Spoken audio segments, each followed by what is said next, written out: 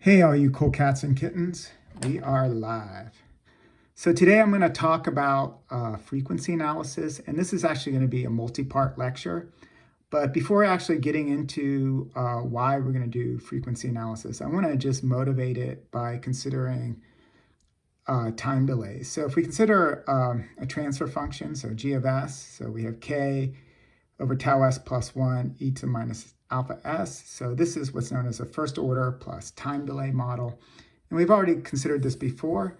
And basically, if we look at the response of this, so we have a step at time 0, a unit step. We're actually going to have a delay equal to alpha time units before anything happens. And then we're going to have kind of our first order rise. Again, we're going to go to a final value of k. And then at alpha plus the time constant, or kind of the shifted part, is when we get 2/3 of our response. Now, this model is actually very common. So a lot of kind of empirical transfer functions, similar to the last problem on your exam, where you had a response and then you fit a transfer function to it. The most common transfer function people use to fit to empirical data is this first order plus time delay model. Now, if we consider the closed loop transfer function for this, so we have, again, our g, so k e to the minus alpha s over tau s plus 1. And then since we have a first order system, typically you're going to think about a PI controller for this. So here we're going to have our controller is kc 1 plus 1 over tau I of s. And this is, again, the general form for a proportional integral controller. Now, if you look at the closed loop system, so if you do gc 1 plus gc, you kind of get this ugly expression here, right? And if there wasn't a time delay, if we didn't have our e to the minus alpha s, both in the numerator and the denominator, we would have basically a second order system because we'd have an s squared, right? We have an s and s here, and then we have a single s, and then we have the constant term here. So we'd have a second order system. But the problem is we have this time delay. Now, if the time delay was just in the numerator, it wouldn't really matter that much because all we're doing is shifting the response. But the challenge is that we have this delay operator in the denominator. And because of that, pole analysis does not work. Actually, rather than getting just 2 poles, which you get for a quadratic, once you have this exponential in here, you actually get an infinite number of poles. So the key thing is pole analysis does not work with time delays. And we have to use a different approach to deal with time delays, and that's what I'm going to talk about, and that different approach is frequency analysis. So let me motivate frequency analysis, and we've seen a little bit of this before. So the basic idea in frequency analysis is you consider kind of the input-output response of a system, which I'm just going to note with a transfer function g. So our input's going to be a sinusoid. And we know at kind of steady state, we're also going to get a sinusoid in the output. So in general, if I take any system, you can think even my pen here, and I start oscillating it, right? So the forcing function is my hand moving, oscillating. The pen itself is also going to oscillate. It's going to oscillate at the same frequency. But there's some other changes that the magnitude can change, and we can also get a phase lag. So at steady state, basically, we have our input, where you're going to assume is u of t is just sine omega t, or omega is the frequency of that sinusoid going into the system. And then our output, y of t, is going to be a sinusoid, but we're going to have a different magnitude. So here we're assuming we have a unit sinusoid, but now that sinusoid is going to be, the amplitude of it's going to be different. So I'm just going to note that with a. The sinusoid is still going to oscillate with frequency omega, but we're also going to have what's known as a phase lag. And now this phase lag quantity is always going to be negative, and I'll show you examples when we calculate it. And that's why it's called a lag, because it lags the response. So we can sketch this up. So if you think about our input sine omega t, right? So we have a sinusoid. The period of our sinusoid is 2 pi over omega. And then, I forgot to add this, we have here sine omega t plus phi, right? Since phi is a negative number, basically what's going to happen is we're going to have a sinusoid, and we're going to have a phase lag, right? And the phase lag is basically shifting our response. So when this goes up, right, this one's actually lagging behind, so it's going to go up a little bit later. And that's the magnitude, and that magnitude is going to be minus phi, because phi is a negative number, and so this is a positive quantity. To make a positive quantity, we put a minus sign. But the key thing is emphasize is that basically we're assuming that we're at steady state, so the oscillations are also kind of before that point. So it's not like we're just starting an oscillation. We have a transient in that case. And we're assuming that our system's already stably oscillating. And we're just comparing how the input oscillations look to the output oscillations. And the key thing that's changing is we're going to have a different amplitude, and then we're going to have this phase lag in our response. All right. So probably one of the most important things I've actually ever learned in math was that whenever you work with sinusoids, complex numbers actually make things a lot easier. So if you're ever trying to derive an expression with trigonometric functions, sines, cosines, tangents, and stuff, it's often easier actually to recast everything in complex numbers. But anyway, let's consider a review. So we have a complex number. So z is equal to x plus yj. And here I'm using j as the complex number. So j, again, is my square root of -1. All right, and we're just doing this to be consistent with our electrical engineering brethren who like to use j, because they've already assigned I, which is in current. Now, we can consider a complex number an Argand diagram, and basically we can represent it as a vector in 2 dimensions, where the x-axis is the real part, and the y-axis is the imaginary part, so you've probably seen this already. But we can also represent this in polar form, where we can think about this vector as an angle, which is phi, and then we have a magnitude for the length of the vector, and we're going to use that as the absolute value sign of z. Now, the magnitude of a complex number is just simply, the length is basically the length of that vector. So it's just the square root of x squared plus y squared, and then we take the square root of it. But sometimes you can also people often represent it as a complex number times the conjugate of that complex number. And the conjugate of the complex number is just basically wherever you see the imaginary part, you put a minus sign there. So the conjugate of z is x minus yj.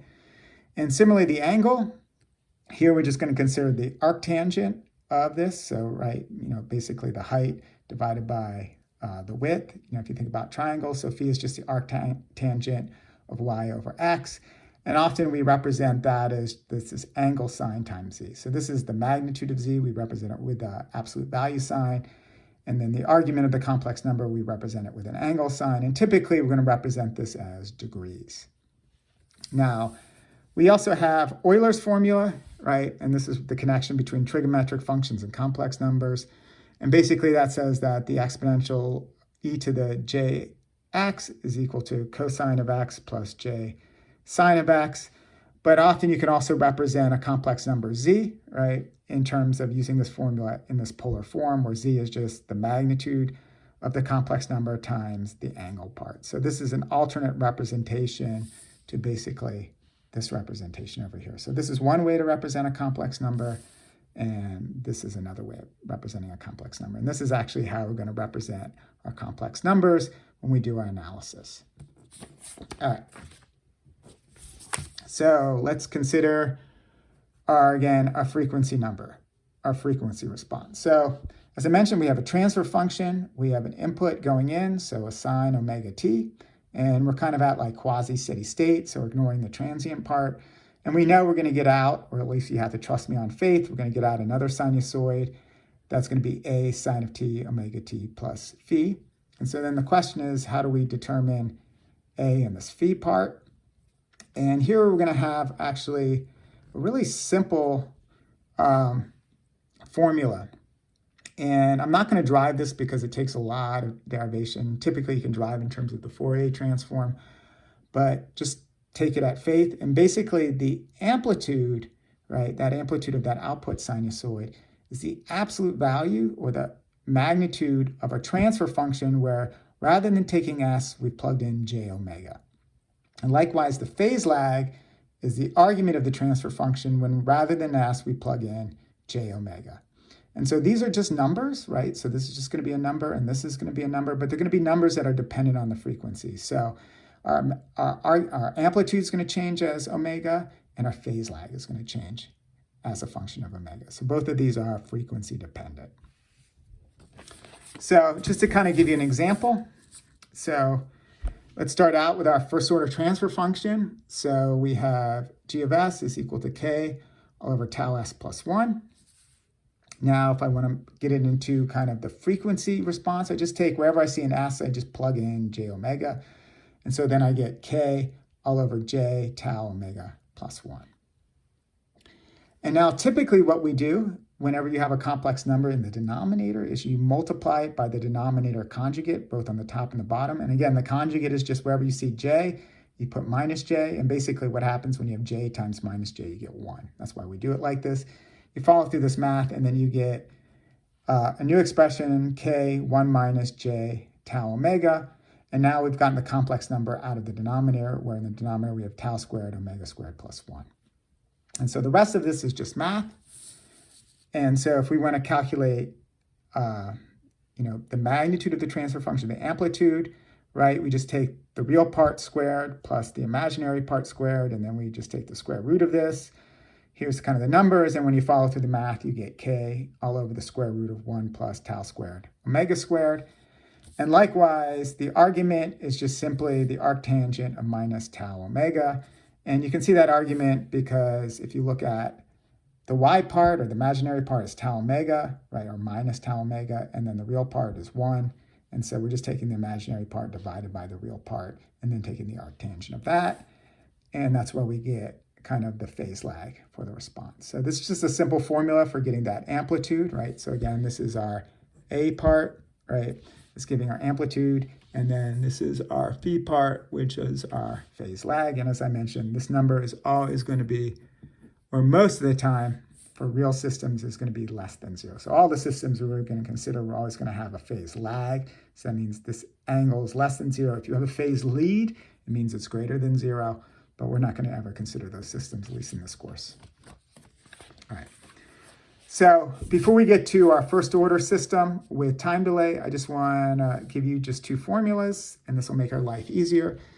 So if we have a transfer function and we can represent it as a product of 2 transfer functions, so if g of s is just equal to g1 of s times g2 of s, then the magnitude of that transfer function, where we've replaced s, Laplace variable, with basically a Fourier variable, which is j omega, then the amplitude is just equal to the amplitude of the first transfer function times the amplitude of the second transfer function. And then our other one, and this is the key one, is that the phase lag, or the argument of the transfer function, g, is just equal to the argument of the first transfer function plus the argument of the second transfer function. So if we think about our first order plus time delay system, we can think about that as the product of 2 transfer functions. We can think about that as the product of a first order transfer function, k over tau s plus 1, times a second order transfer function, which is just purely a delay, which is e to the minus alpha s. All right, so if we have our transfer function, g, k over tau s plus 1 times e to the minus alpha s, then if we think about the magnitude of just this part, this actually just simply turns out to be 1. You can think about e to the minus alpha s as just a cosine and a sine. And if you take cosine squared plus sine squared, you get 1. And then you square root it, you still get back 1.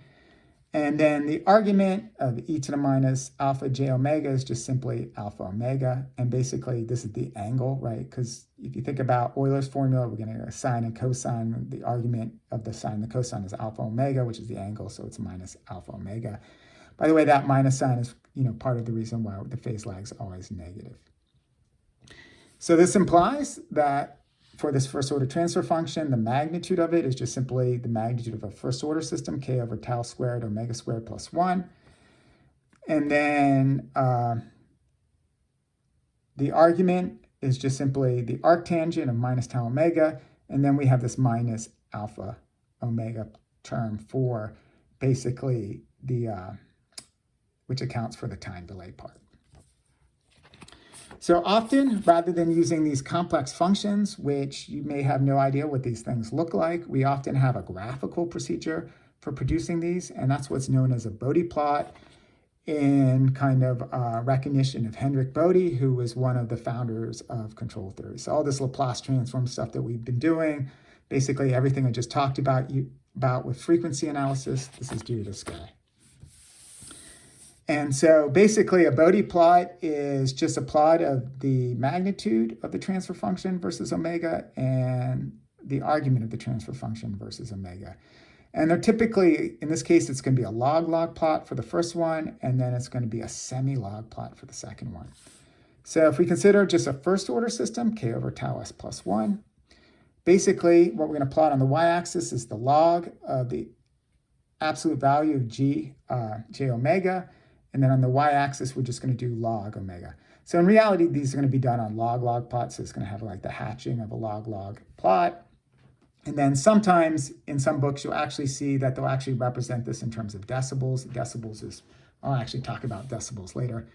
But anyway, for a first order system, basically you have the magnitude. So basically at the 0 point, this is the gain of the system. So if I think about this point, so at the 0 frequency, this is basically your gain.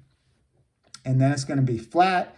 And then when you get to a frequency equal to 1 over the time constant, you start seeing kind of the magnitude decrease. So basically what's saying is that oscillations that are slower than this point, you're not going to see any attenuation in the oscillation. But as you get to higher frequencies, you're going to start seeing attenuation of the output oscillation. So if you're oscillating really, really fast, the output's going to be actually really tiny oscillations. So even though the inputs are going really big, your outputs are going really, really small. And this is what's typically known as the roll-off frequency because it kind of rolls down. Likewise, if you look at the phase lag, it starts at 0. So at 0 frequency, there's no phase lag, right? So there's no delay. And then as you increase the frequency, this is actually in real terms, right? And that's a minus sign, I'm sorry. It's going to have no phase lag. And then we have this kind of shaped curve. And the midpoint is given at a frequency tau inverse. And so for a first order system, we have a maximum phase lag of minus 90 degrees. And this is going to be important a little bit later. And the key thing is that we have 90 degrees of phase lag per unit order. What I mean by that is a first order system will have a maximum phase lag of minus 90 degrees. A second order system will have a maximum phase lag of minus 180 degrees. A third order system will have a maximum phase lag of minus 270 degrees. And so that would be a Bode plot for kind of our first order system. And returning to the video, sorry for the change.